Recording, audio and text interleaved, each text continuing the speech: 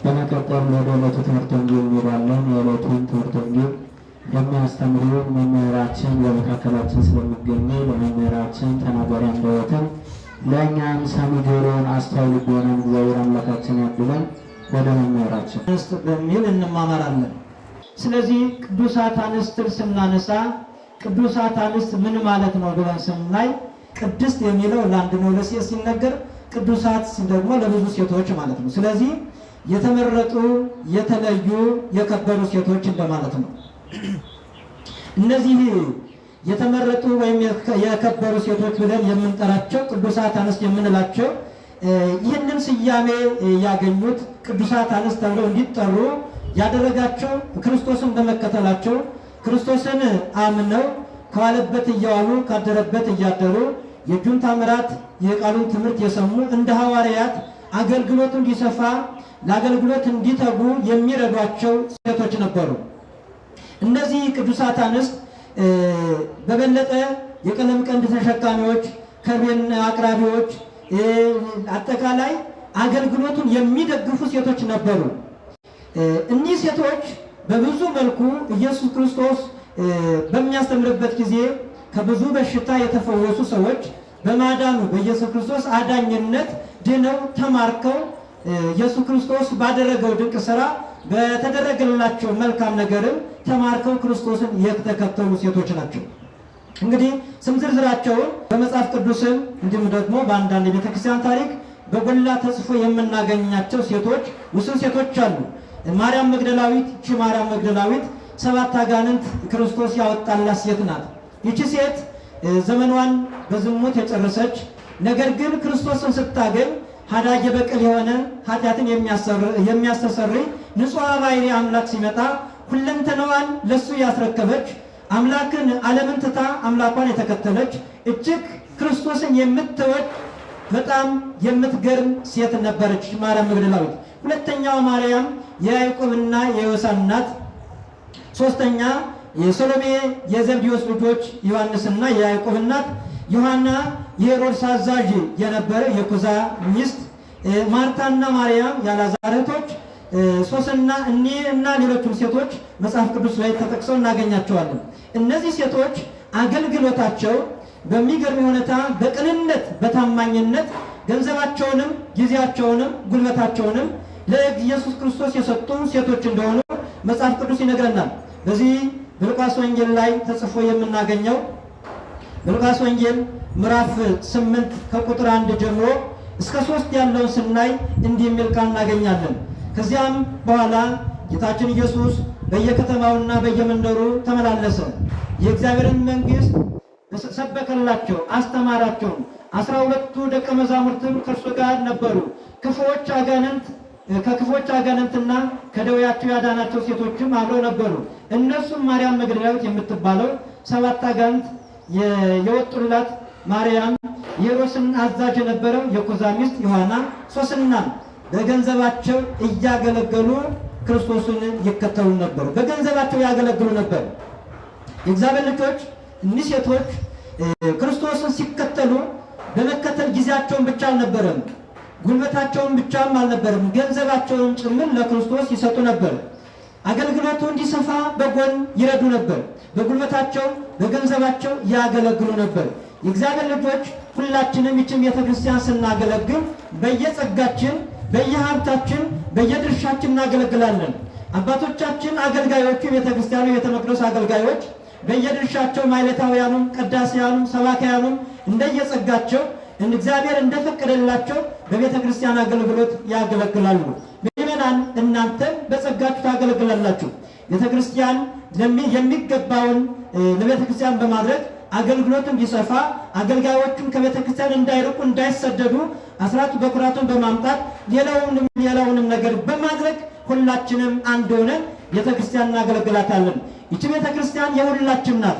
ቤተ ክርስቲያን ሲባል የክርስቲያኖች ቤት፣ እግዚአብሔርን የምናገኝባት፣ የምንጸልይባት፣ ያዘነው የምንጽናናባት፣ የደከምነው የምንበረታባት፣ የእግዚአብሔርን ድምፅ የምንሰማባት፣ ወድቀን የምንነሳባት፣ የአምላካችን ክቡር ሥጋውና ክቡር ደሙን የምንቀበልባት የእግዚአብሔር መንግስት የወከለች በዚህ ምድር ላይ ያለች የእግዚአብሔር መንግስት ወክላ በዓለም ላይ የቆመች ቤተክርስቲያን ናት። ስለዚህ በዚህ አገልግሎት ሁላችንም ድርሻ አለን። ሁላችንም የክርስቶስ የአካል ክፍሎች ነን። የአካል ክፍል ደግሞ እያንዳንዱ የአካል ክፍል የየራሱ ድርሻ አለው። ስለዚህ እንደነዚህ ቅዱሳት አንስት ከዓለም ተለይተው ክርስቶስም ሲያገለግሉ እንደነበሩት ቅዱሳት አንስት እኛም ለቤተ ክርስቲያን አገልጋዮች ልንሆን ይገባል።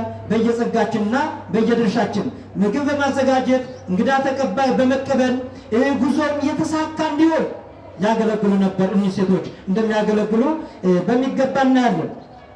ሌላው እንግዲህ ስጋውንም ለመግነዝ ሽቶ፣ ከርቤ አዘጋጅተው እንደነበር እናያለን። በሚገርም ሁኔታ እኒህ ሴቶች ፍቅራቸው እስከ መቃብር ድረስ ክርስቶስ እስከ ሞት ድረስ ክርስቶስን የተከተሉ ናቸው። ክርስቶስ በመስቀል ላይ በተሰቀለበት ጊዜ በበለጠ ሐዋርያት በተመተኑበት ሰዓት ያልተበተኑ ያልሸሹ ክርስቶስን የተከተሉ መከራውን ሁሉ የተመለከቱ ሴቶች እንደሆኑ መጽሐፍ ቅዱስ ይነግራል። እዚህ በማቴዎስ ወንጌል ላይ ስንመለከት በማቴዎስ ወንጌል ምዕራፍ 27 ቁጥር 55 ላይ የሆነውንም ሁሉ ከሩቅ የሚመለከቱ ብዙ ሴቶች በዚያ ነበሩ። እነሱም ከገሊላ ጀምሮ ጌታችን ኢየሱስን የተከተሉትና ያገለገሉት ነበሩ። ተመልከቱ፣ ከሩቅ ነው ይከተሉ ነበር። የኢየሱስ ክርስቶስን መከራውን ሁሉ በዕለተ ዓርብ በአጠቃላይ ክርስቶስ የተቀበለውን መከራ እነሱ ያዩ ነበር። ካልተለዩም እመቤታችን ቅድስት ድንግል ማርያም፣ ቅዱስ ዮሐንስ ከሐዋርያት ዮሐንስ ብቻ ነው የተገኘው። ሌሎች ሐዋርያት ተበትነዋል። ሌሎቹም ሲበተኑ እኒህ ሴቶች ግን በርቀት የክርስቶስን መከራ እያዩ ያለቅሱ ነበር። የእግዚአብሔር ልጆች እኒህ ሴቶች እንግዲህ ወንዶቹ ሐዋርያት በፍርሃት ሲበተኑ ያልሸሹ ፍርሃት ያላራቃቸው ሴቶች ናቸው። በበለጠ ዕለተ ዓርብ ላይ ቅዱሳት አንስት ፍርሃትን አሸንፈው እስከ ቀራንዮ መስቀል ድረስ ተከትለውታል። ክርስቶስን እስከ ቀራንዮ ድረስ ሐዋርያት የክርስቶስ ደቀ መዛሙርት ናችሁ ተብለን እንገረፋለን፣ እንደበደባለን፣ እንደ ክርስቶስ መከራ ያጸኑብናል ብለው ፈርተው ሲሸሹ፣ እነዚህ ግን ሳይፈሩ እስከ ቀራንዮ ድረስ ክርስቶስን የተከተሉ ቅዱሳት አንስት በጣም ታማኝ አገልጋዮች ናቸው። የእግዚአብሔር ልጆች እኛም ክርስቶስን ስናመልክ ክርስቶስን ስንከተል እስከ ቀራንዮ ድረስ ነው፣ እስከ ሞት ድረስ ማለት ነው። ቅዱስ ዮሐንስ በራእዩ ኩን ማዕይምነ እስከ ለሞት እስከ ሞት ድረስ የታመንክውን ብሎ እንደጻፈልን ሁላችንም እግዚአብሔር የምናመልክ ክርስቲያኖች እስከ ሞት ድረስ ክርስቶስን ልንከተል ግድ ነው። ክርስትና አልጋ ባልጋ አይደለም። ሲመች ክርስቲያን የለም። ሲመችን ሲሞላልን ወደ እግዚአብሔር ቤት መጥተን ማምለክ፣ ሲከፋን መራቅ አይቻልም። ክርስትና በማንኛውም ጊዜ ሲሞላልንም ሲጎልብንም፣ ስናዝንም ስንደሰትም፣ ሲከፋንም ስንታመምም፣ ጤነኛም ስንሆን ስናገኝም ስናጣም፣ በማንኛውም የሕይወታችን እንቅስቃሴ እግዚአብሔር ልናገለግል ይገባል። እነዚህ ሴቶችን ነው የሚያሳዩ። ሞቱን አይተው አልሸሹም። በመቃብሩም አንጻር ተቀምጠው አልቅሰዋል። አሁን ክርስቶስን ተከትለዋል። እሱ ከዋለበት እየዋሉ ካደረበት እያደሩ የእጁን ተአምራት የቀበሩን ትምህርት አይተዋል። ሲታመሙ የፈወሳቸው ናቸው። ሕልማቸውን ያበሰላቸው፣ ደዌያትን ያራቀላቸው፣ የተሰበረ ልባቸውን የጠገነላቸው፣ ቀና ብለው እንዲሄዱ ያደረጋቸው አምላክ ዛሬ የለም። ከነሱ ተለይቷል፣ ወደ መቃብር ገብቷል። ነገር ግን ሞተ፣ ተቀበረ፣ ከዚህ በኋላ ምንም ዋጋ የለንም ብለው ያልሸሹ እስከ መቃብር ድረስ የተከተሉ ፍቅራቸው ከሞት ያለያቸው ሴቶች ናቸው። የእግዚአብሔር ልጆች ቅዱስ ጳውሎስ እንዳስተማረን መኑ ያድገን ፍቅሮ ለክርስቶስ፣ ከክርስቶስ ከአምላካችን ፍቅር ማን ይለየናል? ከአምላካችን ፍቅር የሚለየን ማን ነው? ረሃብኑ ረሃብ ከክርስቶስ ፍቅር አይለየንም። ስደት ነው መሰደድ፣ ተወልደን ባደግንበት ቀያችን መንደራችን ተሰደን ብንወጣ ብንሄድ ከክርስቶስ ከአምላካችን ፍቅር የሚለየን የለም።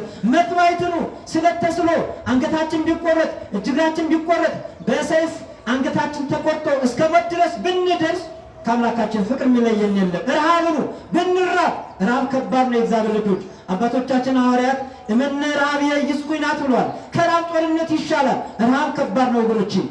ስለዚህ ሐዋርያ ቅዱስ ጳውሎስ ምን አለ?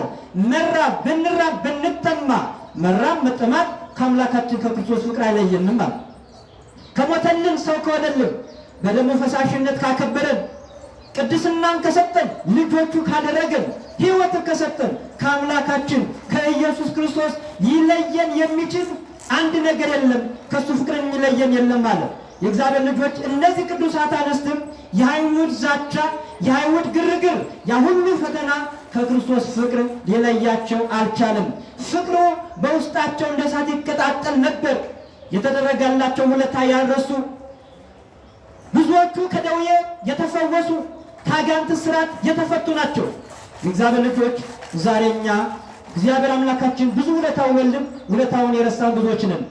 የሰው ልጅ ክርስቶስ አምላኩ ሰው ሆኖለት ሰው ሆኖ አድኖት ከአክብሮት ቅድስናን ሰጥቶት የመንግስት ወራሽ ያደረገው ልጅ አድርጎት የክርስቶስን ውለታ የረሳ ብዙ አለ። ዛሬ ቀራንዮን የረሳ ያን የመከራ ዘመን የረሳ ዛሬ ዓመተ ምሕረት ተብሎ በዓመተ ምሕረት በይቅርታ ዘመን በሰላም ዘመን እንንቀሳቀሳለን። ይህን የይቅርታ ዘመን ይህን የምሕረት ዘመን ይህን የሰላም ዘመን የሰጠን አምላካችን ኢየሱስ ክርስቶስ ነው። ከዚህ ፍቅር የወጡ ብዙዎች ናቸው። እነሱ ግን አልተለዩም። ከፍቅራቸው ጽናት የተነሳ ሽቶ አዘጋጅ እንደ አይሁድ ስርዓት አልተከናወነለትም። በአይሁድ ስርዓት ክርስቶስ አልተቀበለም። እነሱም ያ ሳይከናወንለት ስለቀረ በልባቸው ብዙ ቅሬታ ነበራቸው። ስለዚህ ሽቶ አዘጋጅተው ወደ መቃብሩ ይገሰግሱ ነበር። ከፍቅራቸው የተነሳ ጨለማ እንኳን አልገደባቸውም። የእግዚአብሔር ልጆች እንግዲህ በጨለማ እንደምታውቁት በጨለማ መውጣት ያስፈራል። በጨለማ መሄድ ያስፈራል። አይሁድ እኮ ክርስቶስ ተቀብሮ ደቀ መዛሙርት ሰርቀው እንዳይወስዱት ብለው ብርቱ ወታደሮች መቃብሩን የሚጠብቁ ሰዎች አስቀምጠዋል። እነሱ ያን አልፈሩም። አይሁድ ቢያገኙንስ አይሁድ ቢይዙንስ የሚል ፍርሃት ውስጣቸው ላይ አልነበረም። ይህን ፍርሃት ያረቀው ፍቅር ነው። የእግዚአብሔር ልጆች በፍቅር ውስጥ ፍርሃት የለም። በፍቅር ውስጥ ጥርጣሬ የለም። ፍጹም ፍቅር ፍርሃትን ያረቃል። የእግዚአብሔር ልጆች ዛሬ እኛ ፍቅር ጎሎናል። ፍቅር ከሁላችን ርቋል። ቅዱስ ዮሐንስ እንደሚነግረን እግዚአብሔር ፍቅር ነው ይላል። እግዚአብሔር ፍቅር የሆነውን አምላክ ልናገኘው የምንችለው በፍቅር ነው። ፍቅር ከሌለን ክርስቶስን ልናገኘው አንችልም። ፍቅር የሆነው ጌታ ፍቅር ሳበለ ወልዳ እያለ መንበሩ ከልልና ከዙፋኑ ከማይወሰን ባህሪው ወደዚህ ምድር ወደ ደካማ ስጋ የሳበው ሰው እንዲሆን ያደረገው ፍቅር ነው። የሰው ፍቅር ነው። እግዚአብሔር ልጆች ፍቅር የሆነውን ጌታ ልናገኘው የምንችለው በፍቅር ነው። ዛሬ እኛ ከሁላችን ፍቅር ጠፍቷል። ፍቅር ርቆናል። ጌታችን ኢየሱስ ክርስቶስ የማዛችሁ አዲስ ትእዛዝ አለ ካለ በኋላ እርስ በርሳችሁ ትዋደዱ ዘንድ ነው ብሏል። ወገኖቼ እግዚአብሔርን ለማግኘት ክርስቶስን ለማግኘት ከጎናችን ያለውን ወንድማችን ከጎናችን ያለችውን እህታችን ወገናችን ልንወድ ይገባል። የሰው ልጆችን ልንወድ ይገባል። ሰውን እየጠላን ሰውን እየገፋን እግዚአብሔርን አገኛለሁ ማለት አይቻልም። ሰውን ጠልተን እግዚአብሔርን እንወዳለሁ ማለት አይቻልም። ወገኖቼ ፍቅረ እግዚአብሔርን መጀመሪያ ፍቅረ ቢጽ ይበልጠዋል። ፍቅረ ቢጽ ወደ ፍቅረ እግዚአብሔር ያሳድገናል። ፍቅረ ቢጽ እህታችን ወንድማችን ስንወድ እግዚአብሔር እንወደዋለን። ወንድማችን ክርስቶስ የሞተለትን በክርስቶስ ደም የከበረውን የሰው ልጅ እየገፋን እያሳደን እያሳዘን እያስለቀስ ክርስቶስን እወዳለሁ ክርስቶስን አገኛለሁ ወደ ዘላለም ሕይወት እገባለሁ ማለት አይቻልም። ምክንያቱም ክርስቶስ ፍቅር ነውና ክርስቶስ የሚገኘው ፍቅር ነው። እኒህ ሴቶች በፍቅር ነው ወደ መቃብሩ ሲመላለሱ የነበሩት። በዚህ ጊዜ እንግዲህ በአራቱም ወንጌል ላይ ተጽፎ ተመዝግቦ እናገኛለን። የማቴዎስን ወንጌል ብቻ እኔ ያነሳውና እሱም ብቻ እናያለን። እኒህ ሴቶች በሰንበት ማታ ለእሑድ አጥቢያ ማርያም መግደላዊት፣ ሁለተኛዋ ማርያም መቃብሩን ሊያዩ መጡ። እነሱ እነሆ ታላቅ የምድር መናወጥ ሆነ፣ የእግዚአብሔር መልአክ ከሰማይ ወርዷልና፣ ቀርቦም በመቃብሩ አፍ ድንጋዩን አንከባሎ በላያ ተቀመጠ። መልኩም እንደ መብረቅ ልብሱም እንደ በረዶ ነጭ ነበረ። እሱንም ከመፍራት የተነሳ መቃብሩን የሚጠብቁ ታወኩ፣ እንደ በደንም ሆኑ። ተመልከቱ የእግዚአብሔር ልጆች፣ በትንሣኤው ወቅት ሴቶቹ መቃብሩን ለማየት የክርስቶስን ሥጋ ሽቶ ለመቅባት በሄዱበት ጊዜ መልአከ እግዚአብሔር ወረደ። ምክንያቱም ኢየሱስ ክርስቶስ ተነስቷል። መቃብሩ ባዶ ነው። ክርስቶስ ሲነሳ በተዘጋ መቃብር ነው የተነሳው። መቃብሩ እንደታተመ እንደተቆለፈ ድንጋዩ ሳይነሳ ኢየሱስ ክርስቶስ ተነስቷል።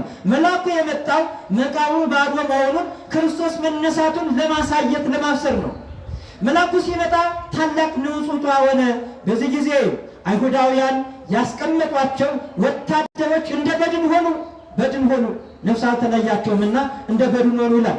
ልብሳቸው መልአኩን ከመፍራት የተነሳ ነገር ግን በዚያ ሴቶች ነበሩ። መልአኩም እንዲህ አላቸው። መልአኩም መልሶ ሴቶቹን እንዲህ አላቸው፣ እናንተ ሳትፍሩ አውቃለሁና። ተመልከቱ ወገኖቼ፣ እግዚአብሔርን የሚፈልግ ሰው ይጽናናል። እግዚአብሔርን የሚወድ ሰው አጽናኝ ያገኛል። እግዚአብሔር አምላካችን ኃያሉን ጌታ የድነት ዓለም የመጣውን ጌታ ያ በመቃብር የገባው ሥጋ እኮ መለኮት የተዋሃደው ነው። የእግዚአብሔር ልጆች ሙስና መቃብርን ያጠፋው አምላካችን ክርስቶስ ያ ሥጋ መለኮት የተዋሃደው ሥጋ ነው። ሞት እኮ ከአቤል ጀምሮ እስከ ክርስቶስ ድረስ ነገሥታቱንም ነቢያቱንም ጻድቃኑንም ሁሉንም መቃብር ይዞ አስቀርቷል። የአብሪ እግዚአብሔር ወዳጆች የሚባሉት የነ አብርሃም የነ ይስሐቅ የነ ያዕቆብ ሥጋ በመቃብር ፈርሷል፣ በስብሷል። የሙሴ የወዳጁ ሙሴ እስከ 570 ጊዜ እግዚአብሔር ቃል በቃል ያነጋገረው የሙሴ ሥጋም በመቃብር ፈርሷል፣ በስብሷል። ዳዊት ልበ አምላክ ዳዊት የተባለው የነ ዳዊትም ሥጋ የኦሪቱ ቅዱሳን በሙሉ ሥጋቸው በመቃብር ፈርሷል፣ በስብሷል። አሁን ግን መቃብር የማያስቀረው ሞት ድል የሚያደርገው ሥጋ አለ። ይሄ ሥጋ የክርስቶስ ሥጋ መለኮት የተዋሃደው ሥጋ ነው። አምላካችን ኢየሱስ ክርስቶስ በመስቀል ላይ ተሰቅሎ በ9 ሰዓት ቅድስት ነፍሱን ከቅድስት ሥጋው ሲለይ መለኮት ከሥጋም ከነፍስም አልተለየም። እኛ የምንቀበለው ሥጋ መለኮት የተዋሃደው ነፍስ የተለየው ሥጋ እንቀበላለን። ስለዚህ እዚያ መቃብር ውስጥ የገባው መለኮት የተዋሃደው ሥጋ ነው። የአምላክ ሥጋ አምላክ ገንዘቡ ያደረገው ሥጋ ነው ያ። ስለዚህ ሞት ድል ያደርገው መቃብር ዞ ሊያስቀረው አልቻለም። መልአኩ መጣ፣ እናንተ አትፍሩ፣ ክርስቶስን የተሰቀለውን ክርስቶስን እንደምትሹ አውቃለሁ። የእግዚአብሔር ልጆች አምላካችን ክርስቶስን ተከትለን ሐዘን ቢገጥመን መከራ ቢገጥመን የሚያጽናና መልአክ ይሰጠናል። መላእክት ያጽናኑናል። አትፍሩ እናንተ ተባሉ።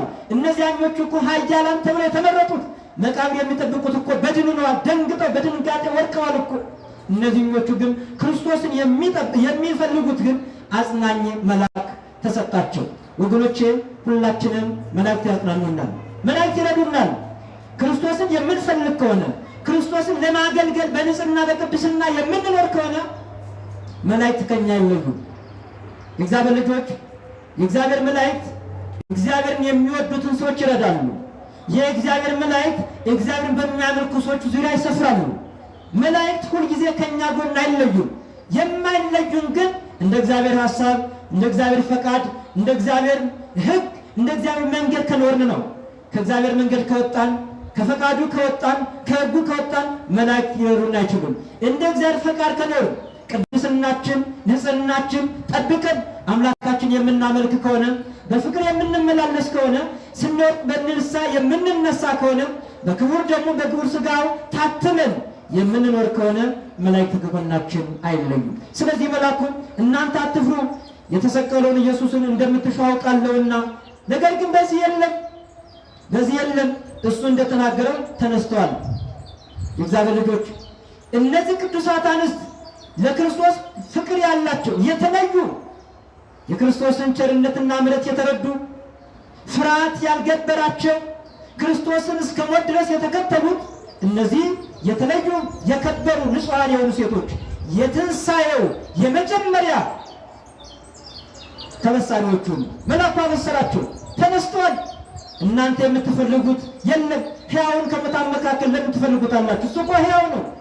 ይሄ የሙታን መንደር ነው መቃብር። እሱ ከዚህ ተነስቷል የለም። ስለዚህ እናንተ አትፍሩ፣ እሱ እንደተናገረ ተነስቷል። ክርስቶስ በሦስተኛው ቀን እንደሚነሳ አስተምሯቸዋል። እነሳለሁ ብሎ ነበር፣ ተነስቷል የለም። ኑ መቃብሩን እዩ፣ ባዶ ነው። እነዚህ ሴቶች በመጀመሪያ የትንሣኤው ተበሳሪዎች ሆኑ። መልአኩም እንዲህ አላቸው፣ እናንተ ክርስቶስ በዚህ የለም ተነስቷል፣ ነገር ግን ሂዱና ለደቀ መዛሙርቱ ንገሯቸው፣ በገሊላ ሂዱ በሏቸው፣ መታየትም በገሊላ ይጀምርላቸዋል። ተመልከቱ እግዚአብሔር ልጆች፣ የሚገርም ነው። ሐዋርያት ፈርተው ቤት ዘግተው ተቀምጠዋል። እነዚህ ቅዱሳት አንስት ግን ከፍርሃት የወጡ ፍቅር ፍርሃትን ያርቃል ብያቸዋለሁ። ስለዚህ ከፍጹም ፍቅራቸው የተነሳ ኢየሱስ ክርስቶስን ሥጋውን ሽቱን መቅባት ሂደው ነበር። ነገር ግን ሲሄዱ ክርስቶስ አምላክ ነውና ተነስቷል። መቃብሩ ባዶ ነው። መቃብሩን ሲያዩት ምንም ነገር የለም። ስለዚህ መልአክ አይተው ፈርተዋል። ነገር ግን የትንሣኤውን ብስራት ስለሰሙ ደግሞ ደስ እያላቸው ተመለሱ። የእግዚአብሔር ልጆች ሁላችንም ክርስቶስን ስንፈልግ አምላካችን እናገኘዋለን። ከዚህ በኋላ እነሱም ለደቀ መዛሙርቱ ለመናገር ሲሄዱ ኢየሱስ ክርስቶስን አገኙት። ኢየሱስ ክርስቶስን አገኙት፣ ያዙት፣ ወድቀው ሰገዱለት። ከዚህም በኋላ ጌታችን ኢየሱስ እንዲህ አላቸው፣ አትፍሩ፣ ሂዱና ወደ ገሊላ እንዲሄዱ ለወንድሞቼ ንገሯቸው፣ በዚያ ያዩኛል። አትፍሩ ወገኖቼ። በዚህ ምድር ላይ ብዙ የሚያስፈራ ነገር ሊኖር ይችላል። እውነት ነው የምነግራችሁ፣ በምድራችን ላይ ብዙ ነገሮች አሉ። የጤና ችግር ሊኖርብን ይችላል። የኑሮ ውድነቱ ሊያስፈራን ይችላል። የሰላሙ ጉዳይ ሊያስፈራን ይችላል። ብዙ ነገሮች የሚያስፈሩ ሊኖሩ ይችላሉ። ነገር ግን የኛ አምላክ የምናምነው የምናመልከው በክርስቶስ ክርስቲያን ተብለን የተጠራንለት ጌታ እኛን ከብዙ ነገር ማዳን ይችላል።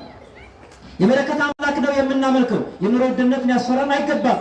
በፍጹም እምነት ክርስቶስን ካመንነው ስሙን ጠርተን ጌታችን በበረከት ይትረፈረፋል። የጤና ጉዳይ ሊያስፈራን አይገባም። አምላካችን ኢየሱስ ክርስቶስ መድኃኒት ስለሆነ መድኃኒት ነው። ስሙ መድኃኒት ነው። ቃሉም መድኃኒት ነው። ጸበሉም መድኃኒት ነው። ስጋውና ደግሞ መድኃኒት ነው። ከኛ የሚጠበቀው እምነት ብቻ ነው። ስለዚህ ሁልጊዜ እኛ የምንፈራው ከእምነታችን ጉድለት የተነሳ ነው። ወገኖቼ ሐዋርያት እኮ ፈርተው የተደበቁት ቤት የዘጉት ከእምነታቸው ጉድለት የተነሳ ነው። ሴቶቹ በጨለማ የተጓዙት ፍጹም ፍቅር ስላላቸው ነው። ስለዚህ የእምነት ጉድለት ብዙ ነገሮችን ያመጣል። ፍርሃትን ያስከትላል፣ ጥርጥርን ያስከትላል። ስለዚህ እኛ ሳንጠራጠር ክርስቶስ አምላካችን ልናምነው ይገባል። እንደ ክርስቶስን ዘንድ እንፈራለን። የማይደክም ብርቱ እረኛችን እኮ ነው። የማንቀላፋ ብርቱ እረኛችን እኮ ነው። የእግዚአብሔር ልጆች ሰው የጸጥታ አካላትን ሲያይ ደስ ይለዋል፣ አይፈራም። የጸጥታ አካል እኮ ሰው ነው። ይደክም ይችላል፣ ይወርቅ ይችላል፣ ሊሞት ይችላል። የማይደክም የማይሞት የማይወርቅ አምላክ አለ። እሱም አምላካችን ክርስቶስ በዚህ ምድር ላይ ስንኖር እኔ ዓለምን አሸንፌዋለሁና እናንተ ዓለምን ታሸንፋላችሁ ብሎ ዓለምን የምናሸንፍበትንም መንገድ አምላካችን ኢየሱስ ክርስቶስ ነግሮናል። በምሴተ ሐሙስ በሚጸልይበት ጊዜ ጌታ ኢየሱስ ክርስቶስ ጸሎትን ሲያስተምረን ደቀ መዛሙርቱ እነ ጴጥሮስ እና ያዕቆብ እና ዮሐንስ ግን የምስጢር ሐዋርያት የሚባሉት ተኝተው ነበር። ዓይናቸው በእንቅልፍ ፈዞ ነበር። ጌታችን ኢየሱስ ክርስቶስ መጣና ትጉ ወጸልዩ ከመ ትባኡ ውስተ መንሱት፣ እናንተ ተኝታችኋል፣ ወደ ፈተና እንዳትገቡ ትጉና ጸልዩዋል። የእግዚአብሔር ልጆች በዚህ በምድራችን ላይ ክርስትና አልጋ ባልጋ አይደለም። ሁልጊዜ ክርስትና ቀራንዮ ነው። ክርስቲያን በትክክል ክርስቶስን የሚከተል ክርስቲያን ሰላም አገኛለሁ ብሎ ማሰብ የለበትም። ክርስቶስን ስናገኝ ብቻ ነው የመጨረሻው ድላችን ነው ሰላም፣ የመጨረሻው ድላችን ነው ሕይወት። በዚህ ምድር ላይ ያለንማ ጠላት ዲያብሎስ የማይተኛ የማያንቀላፋ ጠላት አለን። ሁልጊዜ እኛን ከእግዚአብሔር ሊለይ፣ ከቅድስና ሊያወጣን፣ ከጽድቅ ሊለየን፣ ከመንግስቱ ሊለየን፣ የእሱ ባሪያዎች ሊያደርገን፣ የእሱ ተገዦች ሊያደርገን በተለያየ መልኩ እንቅፋት ሲያዘጋጅ የሚሆን ጥንተ ጠላታችን ዲያብሎስ ዛሬም ቤተክርስቲያን ይፈትናታል። ቤተክርስቲያን ግን ትፈትናለች እንጂ አትወድቅም ቤተክርስቲያን። ለዚህ ነው ክርስቶስ አምላካችን እሱን አምላክ ብለን የምንጠራው፣ መንግስተ ሰማያት ርስታችን እግዚአብሔር አምላካችን ብለን የምናምን የእግዚአብሔር ልጆች በክርስቶስ ክርስቲያን ተብለን የተጠራን። በዓለም ላይ ብዙ ፈተና ሊገጥመን ይችላል። ነገር ግን የፈተና ማምለጫው መንገድ ክርስቶስ አምላካችን ነግሮናል። ተግታችሁ ጸልዩ ብሏል። ስለዚህ የሚጸልይ ሰው አይፈራም።